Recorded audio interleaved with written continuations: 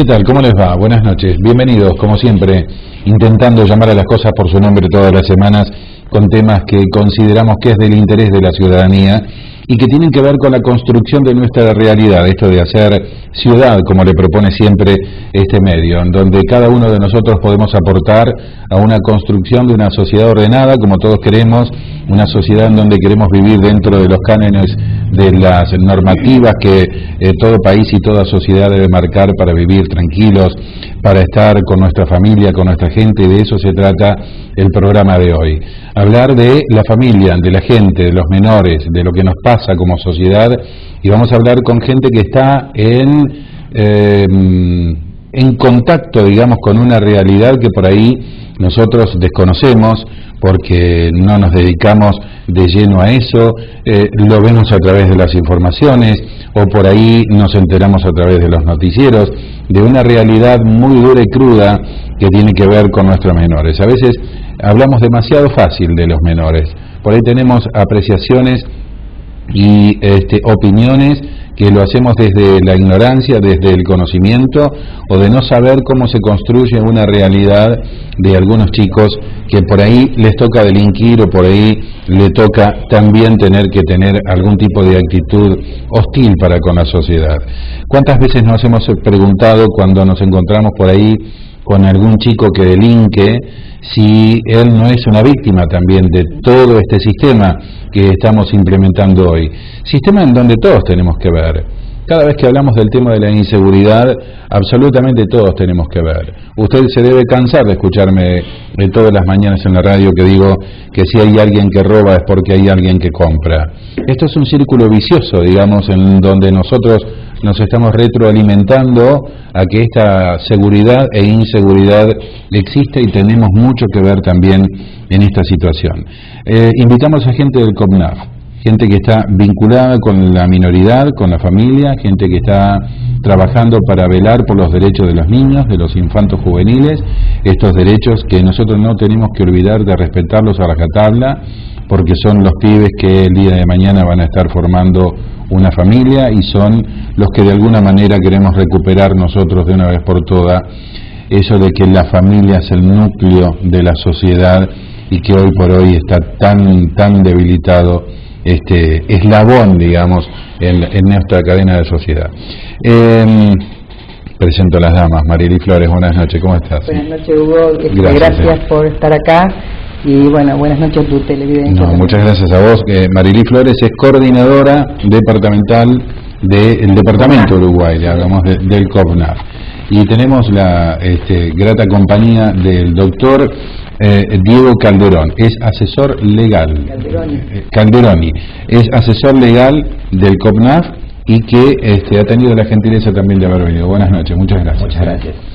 Bueno, a ver, expliquémosle a la gente, partamos de la base, ¿qué es el COPNAF? Para que la gente entienda de qué se trata esto. A ver, ¿qué es el COPNAF? Bueno, el COPNAF es la sigla que compone el título Consejo Provincial del Niño, el Adolescente y la Familia. Es un organismo de protección de derechos de esa franja etaria que va desde los 0 años a los 18. Bueno, está compuesto por grupos técnicos y administrativos, obviamente, que somos los que trabajamos el día a día en todo lo que respecta a los niños y los adolescentes. ¿Es un organismo provincial, nacional? Sí, un organismo provincial. Depende pura y exclusivamente del gobierno de la provincia. De la provincia, nosotros sí. Hay también estructuras a nivel nacional, obviamente. Pero administrativamente, digamos, un área de la provincia. Sí. Está más que claro. ¿Están en todos los departamentos de la provincia? En algunos no. En el caso de Concepción del Uruguay, nosotros tenemos también Colón y Villaguay. Depende. Entonces, de esta seccional. Exacto. Estamos trabajando toda esa vastedad territorial que digamos, no es lo mejor que podría pasar. Es decir, lo importante sería y lo necesario es que cada departamento de la provincia de Entre Ríos tenga su coordinación. Hay otros departamentos que no la tienen, pero uno o dos nomás, no recuerdo. Había, por ejemplo, de Chajarí, ahora hace muy poco tiempo que está creada. Pero igual, si no hay, acudirán al área más próxima. En este caso, de vos depende Colón, me dijiste, Colón y Villaguay. Y Villaguay. O sea que tenés una zona bastante importante, digamos. Muy importante, muy grande. A mí me gustaría, poder aclarar en esto de los nombres y de las palabras que significan cosas. Ajá. O por ahí para la gente más conocido, digamos, este organismo es lo que era el Consejo del Menor, ¿no? Y justamente el cambio de nombre tiene que ver con el cambio de la legislación que se hizo, que fue en principio en el año 2005, pero que en realidad nos tenemos que remontar a 1994, cuando fue reformada la Constitución, que ahí adquiere jerarquía constitucional diferentes tratados internacionales, entre ellos la Convención de los Derechos del Niño. Pero bueno, en el 2005 que se deroga la vieja ley, la ley del patronato del Estado, y comienza un nuevo paradigma, el llamado paradigma de la protección integral de derechos, y por eso se empiezan a modificar una serie de, tanto de nombres como también de políticas. Exactamente. Por ahí me pareció interesante, siempre tratamos de explicarlo así sea en forma simple, de por qué es el nombre del COMNAF y lo que es la diferencia con el viejo consejo. Bárbaro. Digamos, la problemática concreta es velar por los derechos de los niños, desde los 0 hasta los 18 años. Velar por los derechos del niño es acudir en ayuda de ese pibe, por ejemplo, a una familia que no lo está mandando a la escuela. Empiezo, a poner ejemplos, ¿no? A ver, ahí es donde el COPNAF debe actuar de oficio, le deben avisar. ¿Cómo es que actúa el COPNAF? Comúnmente es a través de los oficios de la justicia. Nosotros estamos trabajando muy concatenadamente. A mí la palabra articular no me gusta mucho, porque se ha confundido en ciertos sectores de que articular es que yo te pide a vos lo que me corresponde hacer a mí. Ajá. Con la justicia, con la policía y con salud. En última instancia está educación. Digo en última instancia porque es con estos otros son con los que tenemos mayor proximidad. Bien, o sea que actúan si la justicia se lo pide, está más que claro. Sí, también el organismo, la coordinación, atiende lo que se llaman presentaciones espontáneas, y a través de ahí se sigue el giro del trámite a los efectos de la medida que haya que tomar. Cuando se dice presentaciones espontáneas, ¿a qué te referís? A que una abuela, puede ser, o una vecina, viene a plantear cualquier cosa que estima que es nocivo, que es lesivo para el chico, que está poniendo en riesgo el niño, o, bueno, obviamente si eso están vulnerándose los derechos. Ahí acuden directamente a la oficina de ustedes. Sí, hay gente que va directamente, si se los atiende, en presentación espontánea. Cuando me decís abuela, ¿es porque estás hablando de la abuela del chico, de la abuela del pibe? Sí. Muchas veces, también agrego esto, que eso tiene que ver justamente con las dos maneras de intervención.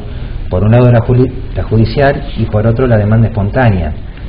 Si por ejemplo se presenta una abuela, una tía o incluso un vecino preocupado por la situación de esa familia, que entre otras cosas ese chico no está yendo a la escuela, lo que se hace, va a un equipo profesional, va al domicilio, entrevista a la madre, al padre o a quien esté, también se escucha al chico, que es justamente uno de los pilares de nuestra intervención. Y bueno, y a partir de eso vemos si es necesario dar intervención a una defensoría, a un juzgado, y si no se coordina, por ejemplo, con educación. O sea, que ustedes van y hacen el trabajo de campo como para después darle el cuadro de la situación a la justicia, en este caso, si es que... Exactamente, hemos hecho el diagnóstico de la situación a partir de esa demanda espontánea, y bueno, en general lo que nos suele pasar es que ese primer indicio nos hace conocer una realidad muchas veces mucho más complicada, o que por ejemplo que el chico no esté yendo a la escuela es un síntoma de una cosa mucho más compleja. Sí, hay otra cosa grave. Claro, entonces a nosotros nos sirve para nuestro trabajo esto, que la gente se presente, porque muchas veces situaciones que no se denuncian, entonces no llega a la justicia, y si no llega a la justicia no nos llega a nosotros. Entonces, digamos, son importante que lo aclaremos como las dos vías o los dos canales para que nosotros podamos intervenir. Quiere decir que ustedes deben trabajar con un equipo conformado por distintas disciplinas, digamos, ¿no? Desde asistentes sociales hasta psicólogos, supongo. Sí, abogados. Abogados. Sí, tanto el equipo de violencia como el SAC. Y bueno, después tenemos, como yo te contaba el otro día, promotoras de derecho, y se evalúa el caso y se ve cuál es el equipo que debe abordar esa situación. Decía abuela, sí, porque son, digamos, las más proclives todavía de pensar mucho en el chico. Hablábamos el otro día de que está desdibujada la familia hoy en día, y donde, bueno, hay una desintegración también de lo que antes nosotros teníamos como recaudo.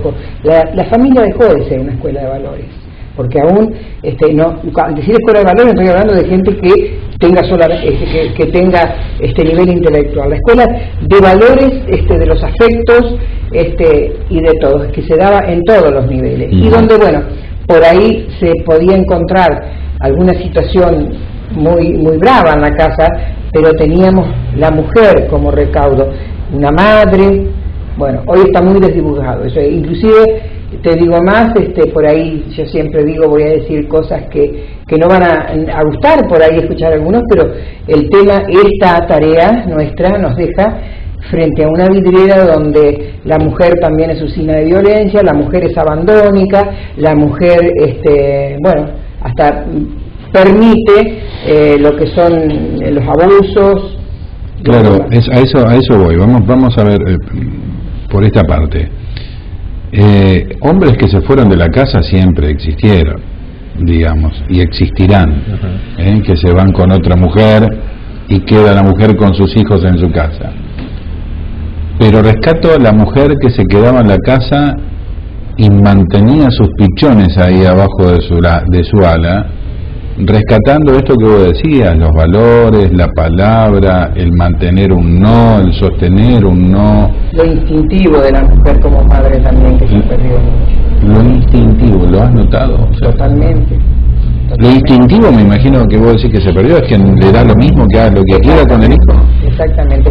Es decir, yo por ahí hago el análisis que estamos ante las primeras generaciones de 20 años para atrás a la fecha de hijos no deseados, o lo que es peor, de hijos rechazados, donde el niño está totalmente cosificado, es decir, cuido más mi moto que el chiquilín, no me importa dónde ande, cuido que la moto no esté en la calle, no quede en la calle, es decir, el chico está en la calle. Es decir, son realidades muy duras. ¿Y cómo se llega a esa realidad? ¿Cómo? ¿Es ignorancia eso? No, se da en ¿cómo llegas a que una mamá valore más la moto que el hijo? Bueno, sí, se da en todos los niveles. Hemos tenido casos a los cuadros de la plaza. No, sí, está bien. Sí.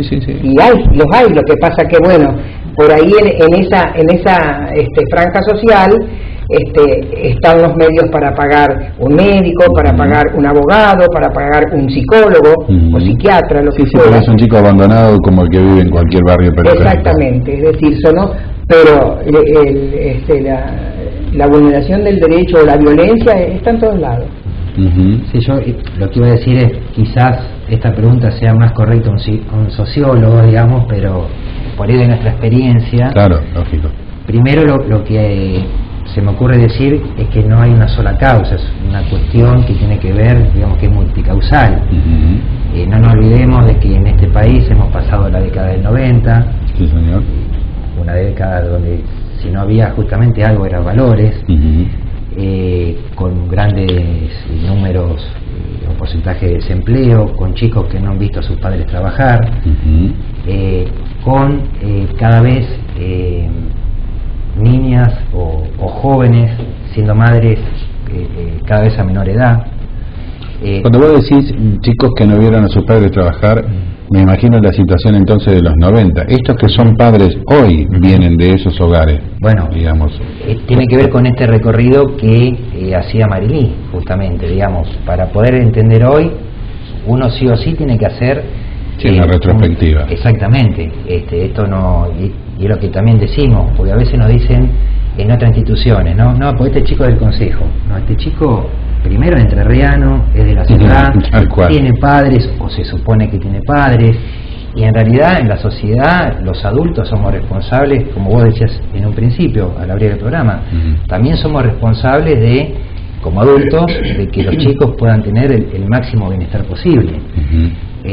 Entonces creo que si podemos empezar a entender estos procesos, y que si bien hoy es otra realidad, pero bueno, la situación de hoy tiene estas causas que tienen que ver con otros procesos históricos del país y de la ciudad también. Claro, no, pero es importante lo que estamos hablando ahora, en el sentido de que se ha destruido el núcleo familiar. Obviamente no podemos generalizar, pero en los casos en los que ustedes trabajan... Son mucho más de lo que la gente piensa. Por ejemplo, de madres de niñas de 11 años, de 12, de 13. Que no las quieren. Sí, son no, que tienen su bebé. Tendrían que estar jugando la muñeca, pero no, ya tienen un niño en brazos, si acaso, porque están, digamos, las abuelas. Es todo un problema, y es mucho más fácil, Hugo, trabajar con el niño que con la familia. Hay veces que la familia es directamente inabordable, que no hay forma de entrarle, como se dice, y no hay respuesta. ¿Y en esos casos qué se hace? Vos, por ejemplo, cuando ustedes van, vos como abogado, vos como coordinadora, y vienen con los informes y llegan a esta conclusión que vos me decís, che, el pibe lo podemos rescatar, la mamá, el papá, negro, no hay manera, no entienden con nada de qué es lo que tienen que hacer. ¿Qué se hace ahí con ese pibe? Bueno, ahí, por ejemplo, uno de los caminos es recurrir a la justicia, porque, digamos, nosotros tenemos una esfera de competencia, ¿sí? Pero bueno, hay situaciones que no podemos resolver, las situaciones de fondo. Entonces, si hay todo un trabajo profesional que esté sistematizado, en el cual podemos demostrar a la justicia que justamente no se pudo avanzar, o muchas veces mantener al chico en esa casa, los propios padres son los que vulneran los derechos, y después de todo ese trabajo no nos queda otra, digamos, que recurrir a la justicia para que el juez tome una medida más de fondo, que puede ser, no nos vamos a ir, digamos, al extremo de declarar el estado de preadoptabilidad, pero sí puede, por ejemplo, suspender patria potestad, darnos el aval a nosotros para tomar medidas, por ejemplo, que vayan con familia ampliada, o con miembros, digamos, con responsables adultos de la sociedad. Claro. En ese caso necesitamos... En ese caso, ¿qué está pasando con los jueces hoy? Les pregunto. ¿Hay una tendencia porque si vos me decís, no hay manera de que los padres entiendan, evidentemente es mucho más nocivo ese vínculo con su mamá y su papá, por más que sean los sanguíneos, digamos, y los que lo procrearon, que entregárselo en adopción a una familia. Es muy rápido hablar de adopciones. Lo que pasa es que ahí, a ver, es un tema complejo, pero voy a tratar de ser simple. Acá lo que está en juego, entre otros derechos, cuando hablamos de adopción, es el derecho a la identidad. Entonces, cuando nosotros me refiero al Estado, porque acá, sí, a ver, tenemos que decir que cuando hablamos de una situación de un chico, la única institución que trabaja o que debiera trabajar no es el Consejo. Justamente uno de los planteos básicos de la nueva ley es el trabajo en forma interinstitucional. Digamos, una institución sola no puede rehabilitar los derechos, todos los derechos vulnerados de todas las familias. Entonces, en esos casos, lo que nosotros tenemos que hacer, después de ese tiempo de trabajo y es justamente eso, lograr que el juez pueda poder determinar no la adopción, pues como decía, en general son edades muy avanzadas Si vos decís respetás la identidad del chico, vos. Es que no es respetar, es que es un chico de 14 años se va a sentir, digamos, Calderoni toda su vida, es muy difícil modificar eso. Pero sí medidas anteriores, por ejemplo, si esa situación ya el Consejo o cualquier otra institución viene denunciando y es necesario la separación de ese vínculo para poder restablecer algo, no estar esperando justamente una decisión después de 3 años. Sí se puede tomar, yo no digo a los 2 meses, pero sí a los 6, por ejemplo. Tiene que ver con eso, con los plazos que se da tanto la institución, que puede ser como el Consejo, pero también la que se da la justicia, porque si no después, en vez de restituirse un derecho, pero estás vulnerando otros, ¿no? Entonces, en ese sentido lo que hay que hacer es evaluar qué derecho restituirse y cuál no. Entonces es mucho más complejo. Siempre lo ideal es poder tomar decisiones de fondo, insisto, cuando hay un trabajo serio y sistematizado, lo más rápido posible. Ahora, ustedes evidentemente están trabajando ya sobre el hecho consumado. Lamentablemente sí. Claro. ¿Desde dónde debería empezar a trabajarse para no llegar a que el COPNAF exista? Para hablar de una utopía. Desde los exacto, iba a decir utópico, pero bueno, desde todos los órdenes sociales y desde todo el tejido social. El tejido social también tiene agujeros grandes por donde se escapan muchas cosas. Y por de pronto, bueno, hay unas características que toda la cuestión de los menores, hay un crecimiento geométrico, como conversábamos el otro día, de las causas, y a su vez una sociedad que está pronta para estigmatizar a un niño, para revictimizarlo, para discriminarlo. Lo pasamos nosotros en el Consejo, ¿no es así? ¿Esos pibes que vos decís son los que tienen un accionar violento? No solamente un accionar violento, es decir, son los gurises del Consejo. Es lamentable, pero es así. Y hablando de otros organismos, ¿no? Es esto de que por un lado que se ha cosificado mucho el niño, y por el otro que bueno, tampoco hay una apertura mental, social. Todo el mundo se quedó en la época del patronato, y entonces el nuevo sistema no le entró a todos. El patronato es cuando vos decís que lo mandaban los pibes a los internados, digamos. Claro, anterior al 2005.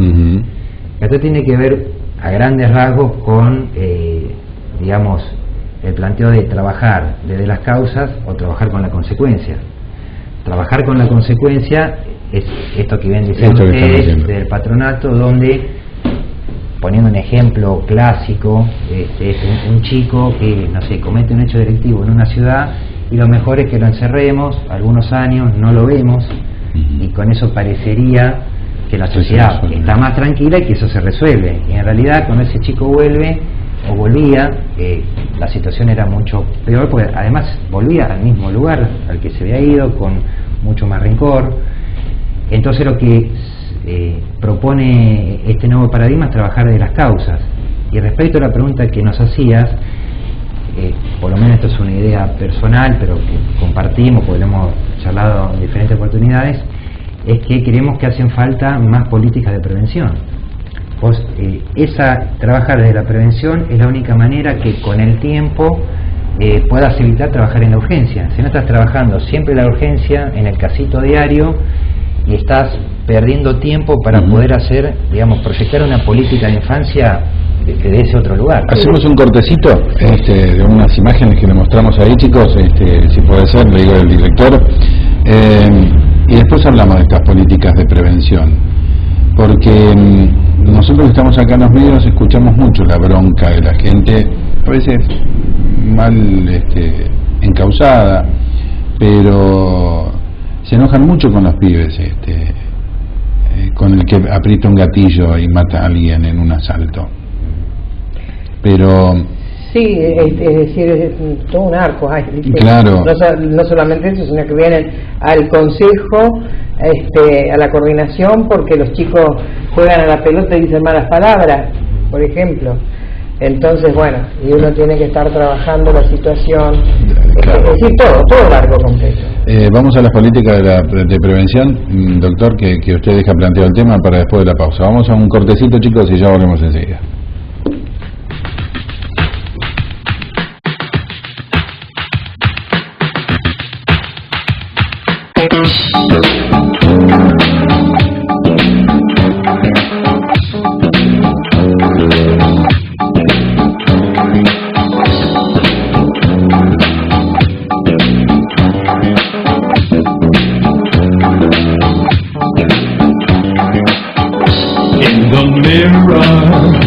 When I'm dead for now, my reactions are my own affair. My body likes to be near the phone on Nancy, Leslie, Jack and Joe.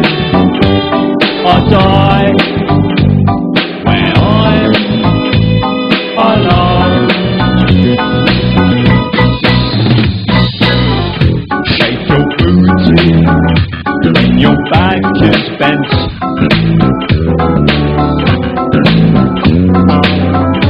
Put your feelings where my mouth just went. Naughty. As serious as things to see. At least you put me on the team. As friends to rule supreme. I don't need me between with a capital C between. And who would have thought between with a capital North in between the lines.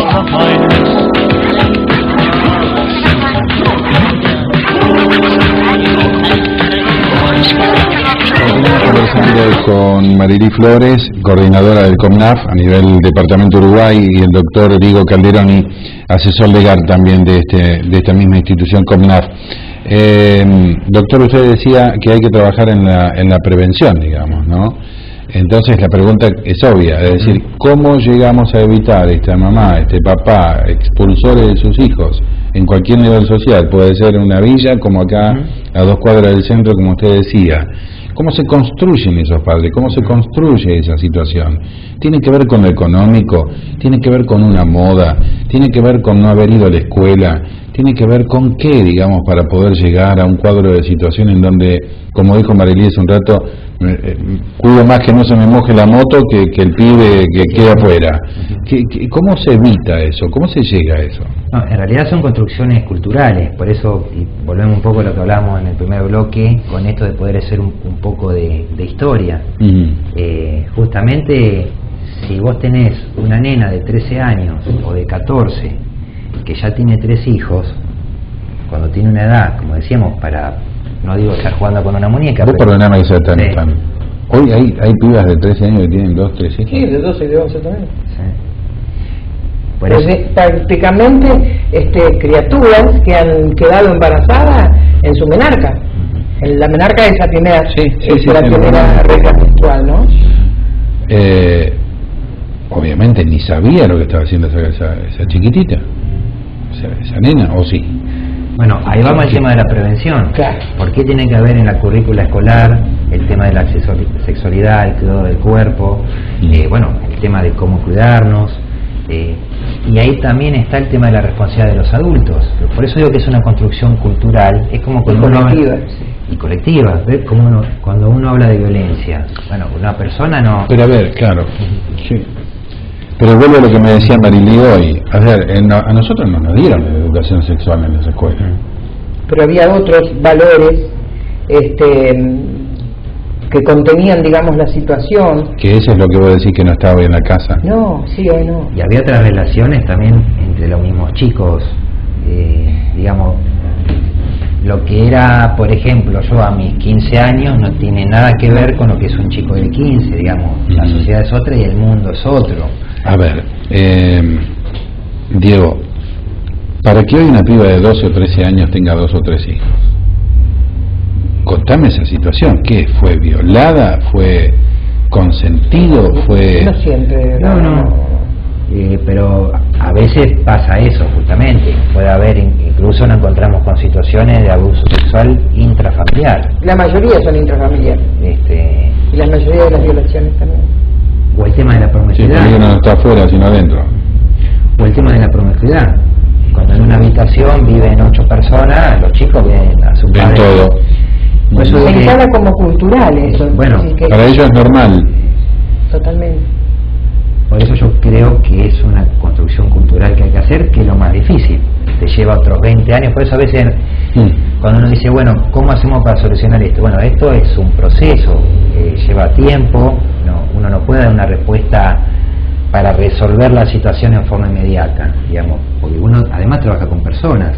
Seguro. Las personas, digamos, damos 2 pasos para adelante, a veces 3 para atrás, entonces no, por supuesto que no es sencillo, pero estamos convencidos que la apuesta es esa, es hacer trabajo preventivos comunitarios y, digamos, y en forma paralela trabajar en la urgencia, que eso es justamente lo que hacemos de alguna manera, una división de los profesionales que trabajamos para hacer eso. Me imagino el trabajo que debe estar haciendo la escuela también, ¿no? Porque vos le estás mostrando un mundo a ese chico que después vuelve a otra realidad de la promiscuidad, de la mamá y el papá haciendo lo que hacen adelante de todos, o qué sé yo. Debe ser difícil también para el sistema escolar tener que trabajar ante situaciones de estas características. ¿Ustedes trabajan con la escuela? ¿Se conectan con la escuela? Trabajamos en tanto y en cuanto con los niños que tenemos nosotros, con las causas y la escuela, a los efectos de fortalecer políticas públicas con ese niño, fortalecer gestión con ese niño.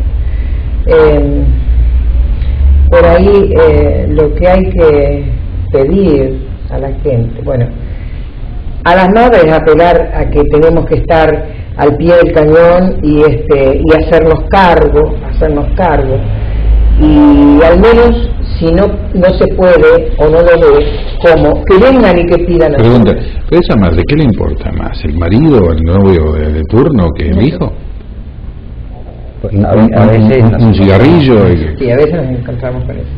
y es más, en situaciones que a priori son graves como un abuso que recién nombrábamos, nos encontramos con que las propias madres que están, ya ni siquiera hablamos del padre, con su nueva pareja, comprobado por un juzgado de garantías o un viejo juzgado de instrucción, o sea, penalmente del abuso, y esa chica, además de, esa niña, además de ya ser víctima de ese delito, se la revictimiza porque tiene que retirarse de la casa y, por ejemplo, ir a una institución. Para que me perdí, a ver, Sí.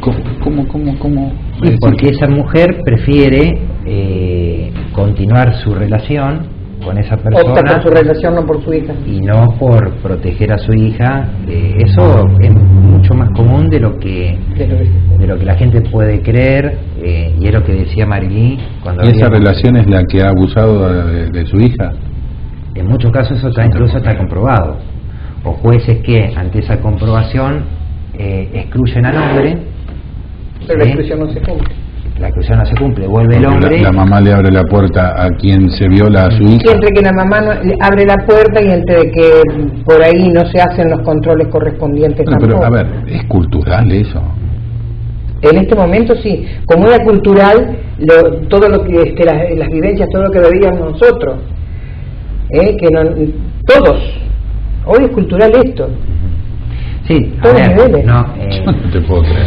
hay situaciones, Mucho más de lo que las personas sí, creen. sí, hay situaciones y situaciones, ¿no? Pero veré que tenés que ser realmente, no tenés que tener un corazón, tenés que tener un pedazo de hielo ahí, porque ¿cómo vas a priorizar a tu hombre que te está violando tu hija?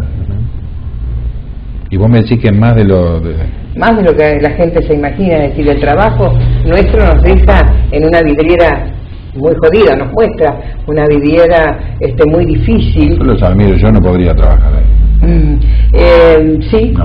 Precisamente es lo que siempre decimos, es decir, cuando una persona se contrata nuevamente, se le hace una entrevista, y lo que tiene que tener el perfil para trabajar ahí no puede trabajar cualquiera. No.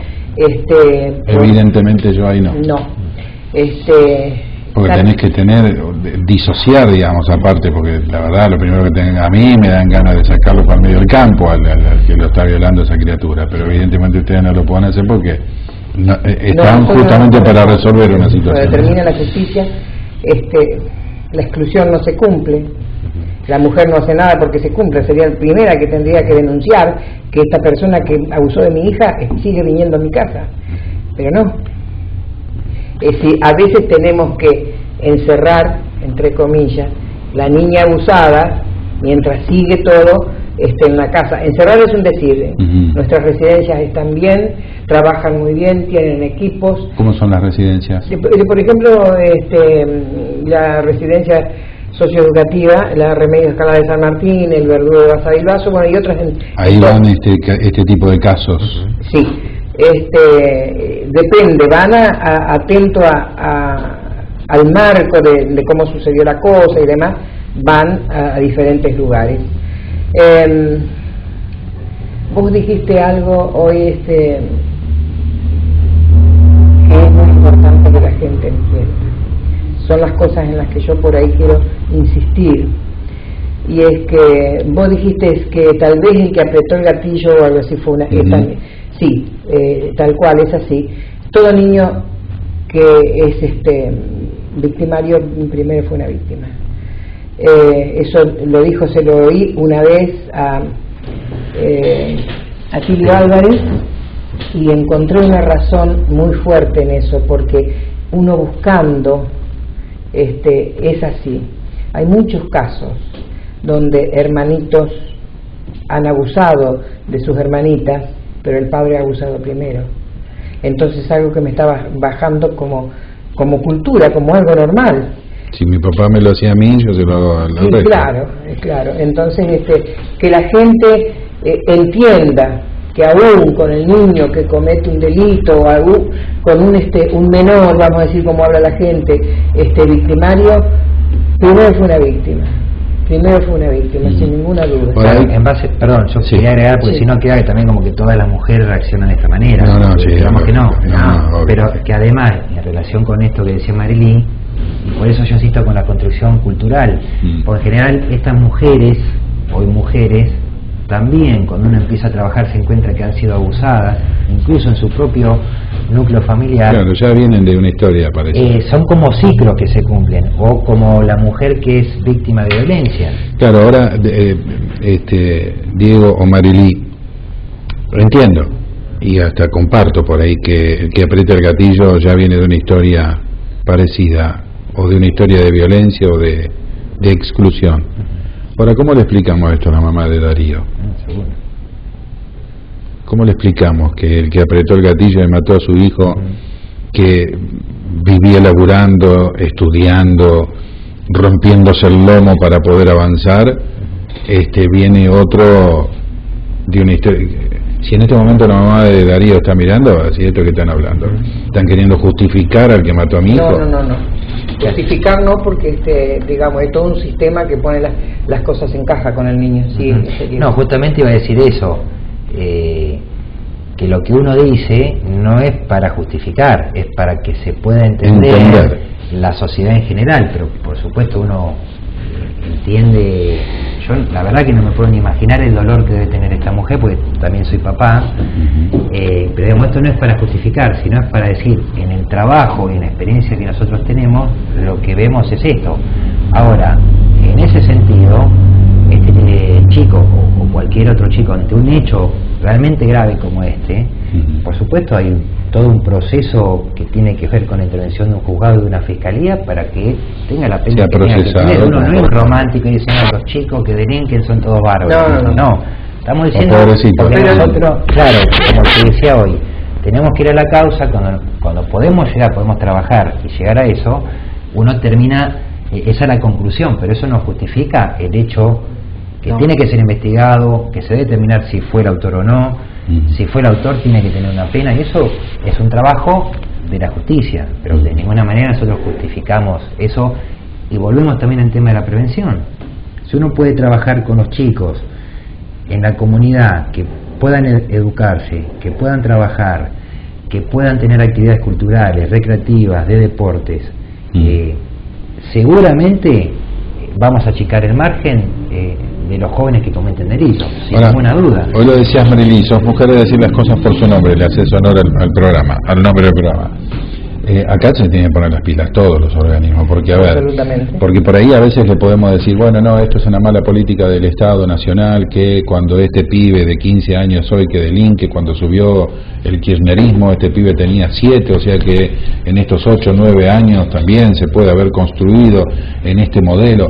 ¿Viste? Podés encontrar gente que razone desde ese lugar, decir, bueno, a ver, este gobierno ya llevan 8 o 9 años, y el pibe de 15 tenía 7 cuando estos subieron.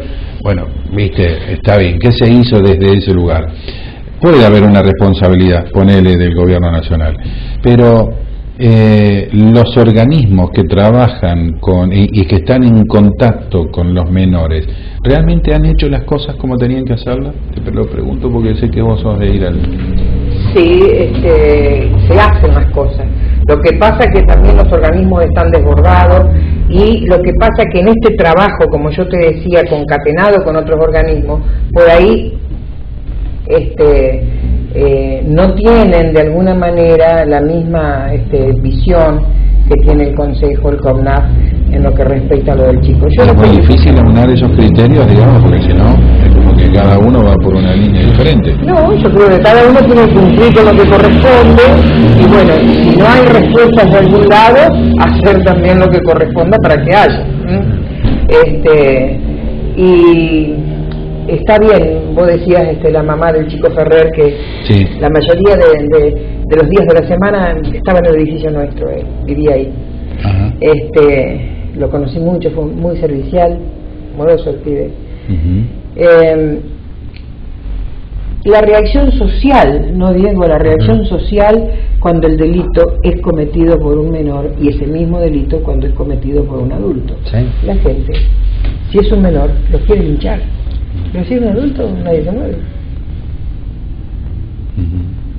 Sí, no solo acá, sino nos pasa en el territorio en el es verdad, se enojan más con un menor. ¿Sí? Absolutamente. Y hay mayor estigmatización. Cuando la gente sabe quiénes son los que reparten armas en la ciudad, quiénes reparten droga. La droga es uno de los ejes de fortaleza para estas cosas, sí. Saben quiénes son los que reparten, quienes forman a los niños, a los menores para distribuir, que son sus... Bueno, ahí es donde hay que insistir, ¿no es cierto?, en políticas públicas que realmente... Y la droga la deben trabajar los organismos que correspondan, digamos. Sí. No ustedes, no hay que tirarle todo al CONAF, tampoco, porque no lo pueden. Ustedes no son quienes deben trabajar. No. En todo lo que tiene que ver con tratamientos, por ejemplo, porque también nos pasa, obviamente, sí, que nos pasa, y te diría en un gran porcentaje, y ahí tiene que ver esta coordinación que hablaba Marlí. Cuando nosotros estamos trabajando con un chico que tiene algún tipo de adicción, coordinamos, por ejemplo, con el teléfono de la familia, el 102, ahí trabaja Ariel Blanc, y coordinamos muy bien con él. Muy bien. Trabajamos también muy bien con el equipo de salud mental del hospital Urquiza, del hospital local. Pues en este tiempo hemos logrado, y yo en esto tengo que ser sincero, a partir de que ha asumido Marilí, que hace poco más de un año, en la coordinación, estos cambios se han visto. Yo que vengo trabajando desde antes, la verdad que en esto Marilí... Fue autoridad provincial antes de venir acá. Ajá. Sí. ¿Qué fuiste? Estuve a cargo de una de las direcciones del Consejo, la Dirección de Rehabilitación y Reparación de Derechos, se llama, justamente. ¿Y este sistema considerás que es mejor? Sí, sin ninguna duda. ninguna duda. Como todo. A mí me tocó estar allá justo en el cambio, allá en Paraná, el último año de la ley del patronato, y cuando se puso en vigencia la nueva ley. Entonces fueron momentos, digamos, muy duros, sí, porque justamente se empezó a trabajar. El cambio fue brusco. Claro, con todas las instituciones a los fines de poder trabajar todo en esta misma línea. Por eso, en base a lo que decía María, yo creo que el gran desafío que tienen los funcionarios es ese. Digamos, ya hubo una primera etapa mucho más difícil, hoy creo que está más allanado el camino, pero creo que el desafío de los funcionarios es ese, poder seguir trabajando en una mesa común. Hay casos que son alentadores, por ejemplo, hay un protocolo provincial para la intervención en caso de abuso sexual infantil. Eso se logró, yo formé parte en un inicio de eso, y ahí se logró sentar en una misma mesa a 4 ministerios. Eso no tenía antecedentes. Entonces, yo soy convencido de esta manera de trabajar. El patronato seguramente en su momento ha sido de avanzada y debe haber servido, pero después de un siglo de aplicación ya está. Ha perenido. Esa mesa, inclusive, Diego, en la que vos estuviste en la redacción del protocolo, inclusive del decreto reglamentario de la ley y todo eso, fue expresamente un interés del gobernador de Uribarri, que lo bajó a través de, en ese momento estaba Lucila Hidalgo. La conformación de esa mesa para la redacción del protocolo. Me dejan ir una pausita más, ya el último bloque. Estamos hablando de la minoridad y de la problemática de esta gente que trabaja con ellos, con esa parte y ese segmento de la sociedad. A mí hay datos que realmente me conmueven, me sorprenden, me duelen, digamos, como padre, de imaginarme una situación de una criatura de 11 años, 12, ya con 2 hijos, 3, vivir ese tipo de cosas donde esa chiquita debería estar mirando una novela, escuchando música o estudiando, y tiene que estar viviendo un tipo de situación que realmente es espantosa de imaginársela nada más. Se habló en esta mesa de lo abandónico de las mujeres, no todas por supuesto, pero mujeres que prefieren su pareja a sus hijas, parejas que hasta han sido condenadas o les han dicho que se retiren del hogar porque estaban violándose a su hija, y esa madre va y le abre la puerta otra vez. ¿Qué le pasa en la cabecita a esa criatura? ¿O qué le pasa al pibe cuando vive en un hogar de esas características también? O sea que esto se construye un poco, eso es lo que se refieren ellos cuando dicen esto es cultural. Entonces, bueno, ¿cómo lo revertimos? ¿Desde qué lugar? No es tan fácil, digamos, desde un solo lugar.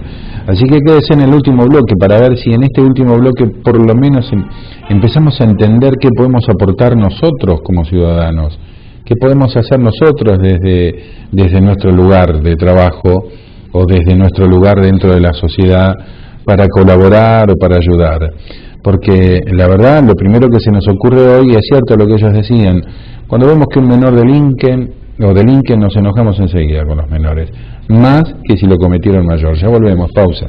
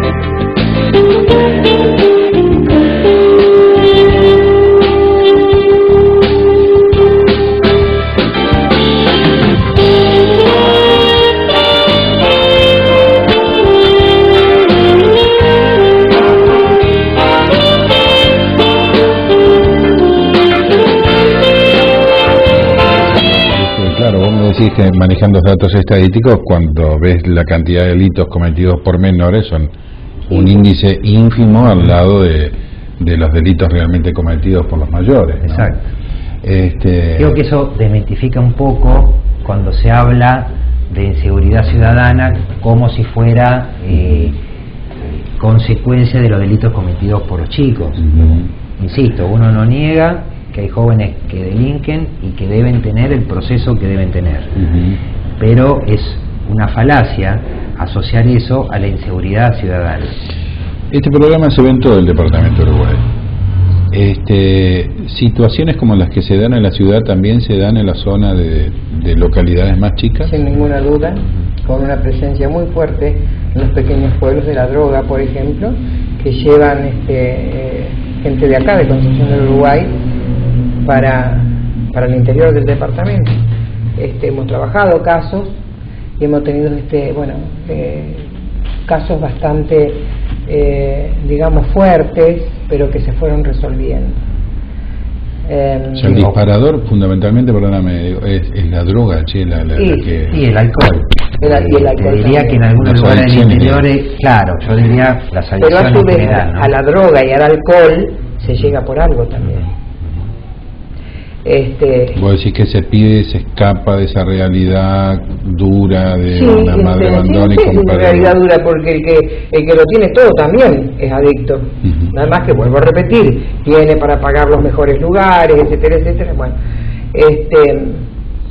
pero sí es cierto esto de que cuando el delito es cometido por un menor se convulsiona toda la comunidad, pero allá abajo, en la calle Doctor Clark, está lleno de hombres que cometieron. Se le aplicó una pena de 5 años y medio a un menor el otro día, al chico que mató el amigo con un cuchillo. Sí, una pelea acá en el lavadero, Rey. Efectiva, o sea que tiene, sí.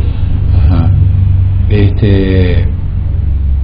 Yo la verdad quisiera dejar un mensaje un poco esperanzador.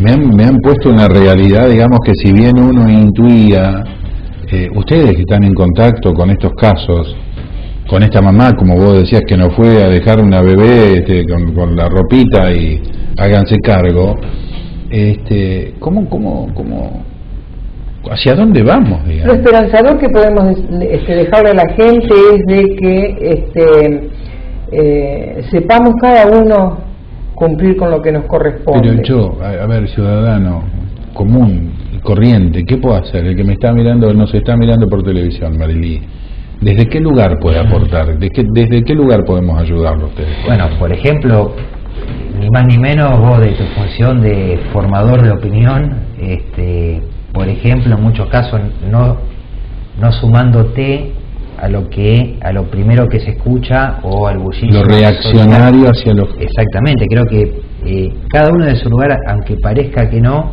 puede ayudar a esto. De todas maneras, yo quisiera decir que por ahí hemos hablado más que nada de las partes más feas, pero en realidad también hay un gran número de niños, de adolescentes, de jóvenes que hacen cosas maravillosas. Absolutamente. Entonces eso también lo tenemos que decir, y estaría bueno decirlo, de hecho lo decimos, porque si no parecería que como que la juventud está perdida. Y creo que no, al contrario, me parece que estamos en un proceso que demuestra que no. Lo que pasa es que las situaciones que nos llegan a nosotros, en general en la urgencia trabajamos con eso, pero hay programas también que trabajan, como decimos hoy, de velo comunitario, con talleres artísticos, con batucada, con títeres, baile, danza, no solo acá, sino en toda la provincia, hablo a nivel provincial. Entonces hay cosas realmente que son buenísimas. El programa solventado por el COMNA, que en los barrios hacen diferentes actividades culturales, y los chicos, hay una que es la que más se prende, que ¿cómo es que se llama?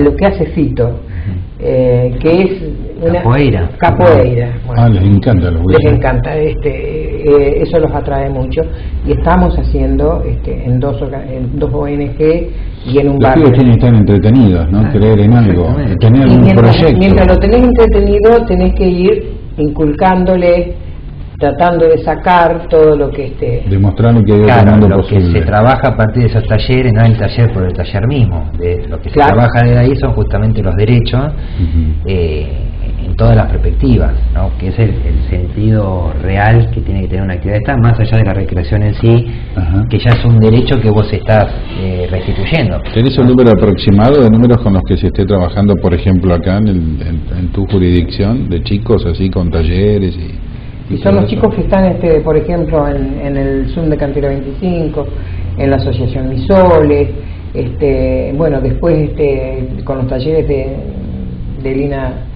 también, Fito, como dije, en la misma residencia en también. En la misma residencia también, y como es a través de una ONG, que tiene que ser así hoy, los chicos se suman. Los chicos se suman. ¿Ustedes creen que se puede recuperar este tejido social, digamos? Yo creo que sí. Es decir, si nosotros no tuviéramos la esperanza, si no tuviéramos esto que te decía, desde la urgencia vocacional de servir, la idea de que lo podemos solucionar, bueno, nosotros, gracias a Dios, estamos resolviendo permanentemente. Entonces, esto que te decía de pedirle a la gente que cuando hay un menor de por medio, miremos un poquito más atrás, porque si no estamos ahondando el problema, la situación. Diego o Marilí, en este momento, si hay alguien en la casa que nos esté mirando, conociendo una situación de riesgo de algún chico, ¿a dónde deben acudir? ¿Qué tienen que hacer? ¿A la justicia o a ustedes directamente? Está de esta forma que te explicó Diego, sí.